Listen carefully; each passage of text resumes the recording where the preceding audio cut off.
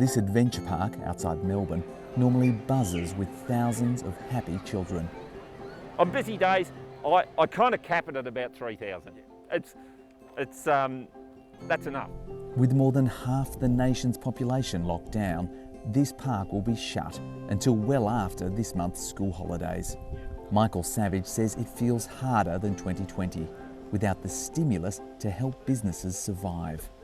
The lack of government support is, from a business point of view, financially, it's very difficult. The initial response was big and bold, and this year what we've seen is a much more conservative response. Last year, a generous supplement was added to welfare payments, essentially doubling support for people who were unemployed. What the government did last year was extraordinary. They literally smashed poverty overnight.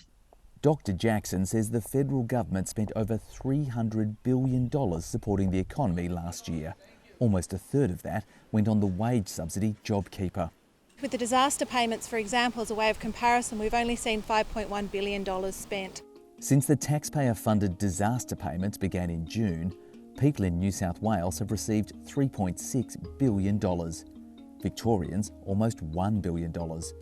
And just under $250 million has gone to Queenslanders. Across the nation, 1.8 million people have received at least one payment. At one point, JobKeeper was supporting 3.5 million workers. It's a third of the workforce. The shift to disaster support payments and state-based grants has many workers and businesses feeling lost. We're talking about a really deep pit. A lot of people are being left behind. One of those is business owner Michael Savage. Only a tenth of his staff are currently working. I don't know why they can't spread it around and support the populace. We're the ones that pay the tax and, prop everything up. It's time to give some more back and help those that are really battling. Charlie Pantelli would normally spend his weekends helping people fly through the trees. I really love it. It's a great place to work while you're studying.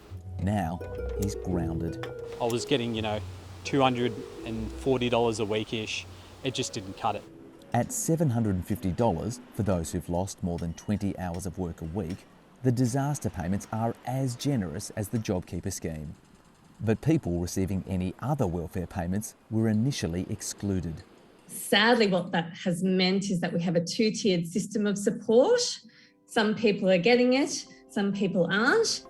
A $200 a week payment was belatedly added last month for welfare recipients like Charlie who'd lost work. It's just the level of not knowing, just there is no sort of comfort. You just don't know what's around the corner. Everyone's looking for a way out.